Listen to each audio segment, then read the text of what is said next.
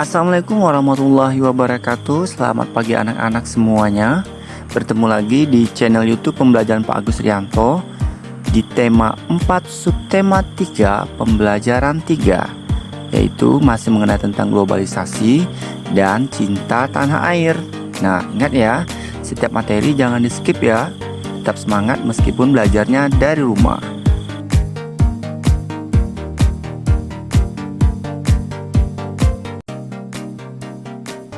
Kita telah mengetahui bahwa globalisasi dapat terjadi antara lain karena adanya energi listrik. Sekarang, amatilah peralatan yang menggunakan energi listrik di sekitarmu.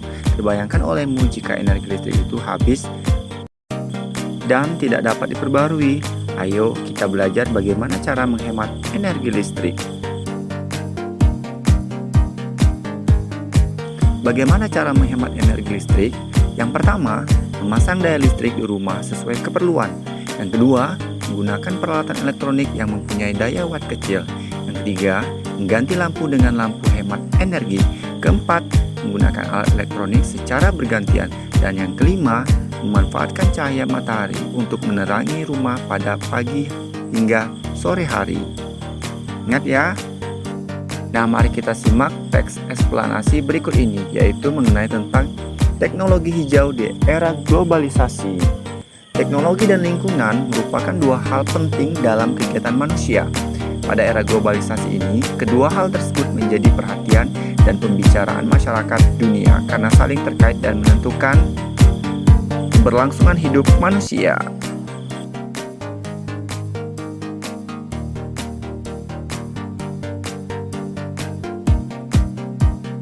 Disadari atau tidak, kita sering mengabaikan masalah lingkungan. Persoalan lingkungan akibat proses teknologi sudah menjadi masalah yang mendunia. Teknologi hijau adalah salah satu jawaban untuk permasalahan ini. Teknologi hijau yang terus dibicarakan saat ini adalah pembangkit listrik tenaga surya atau PLTS. Nah, kalian lihat kenapa pada teks eksplanasi tersebut terdapat titik-titik? Karena titik-titik tersebut nanti akan dilengkapi sesuai dengan ciri-ciri bagaimana cara pelengkapan teks eksplanasi. Kalian simak ya. Fakta membuktikan bahwa permasalahan lingkungan semakin lama semakin memburuk. Oleh sebab itu, harus dicari cara untuk mengatasinya. Salah satunya dengan mengembangkan teknologi yang ramah lingkungan, yaitu teknologi dengan penggunaan tenaga surya.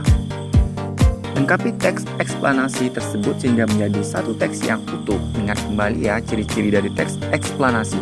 Paragraf pertama, pernyataan umum dari topik masalah yang akan disajikan. Paragraf kedua, deret penjelas berisi fakta, pembuktian, proses, dan masalah yang disajikan secara berurutan dan sistematik. Paragraf ketiga, simpulan dan pesan. Kesan penulis tentang topik tersebut. Kamu dapat menggunakan informasi dari teks eksplanasi pada pembelajaran 1 sebagai sumber informasi pembelajaran. Nah, peserta didik semuanya, kalian lihat, perhatikan paragraf pertama ya. Masih berkaitan mengenai tentang teks eksplanasi mengenai bagaimana cara penggunaan teknologi tenaga surya. Ini adalah contoh dari paragraf pertama yang menjelaskan mengenai topik permasalahan yang ada pada teks tersebut. Kalian baca ya dan simak. Nah, ini adalah paragraf kedua yang berisi titik-titik di awal teks eksplanasi pembelajaran yang tadi.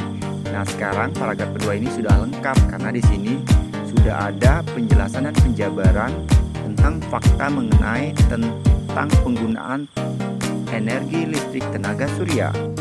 Kalian baca dan simak ya anak-anak di paragraf kedua ini karena di sini sudah ada penjelasannya. Nah, anak-anak, ini adalah isi dari paragraf ketiga, yaitu paragraf yang mengenai tentang kesimpulan. Nah, di sini fakta membuktikan bahwa permasalahan lingkungan itu semakin lama semakin memburuk. Oleh sebab itu, harus dicari cara untuk mengatasinya. Salah satunya dengan mengembangkan teknologi yang ramah lingkungan. Nah, jadi di paragraf ketiga ini menjelaskan tentang saran dan kesimpulan dari sebuah materi eksplanasi mengenai tentang penggunaan teknologi tenaga surya.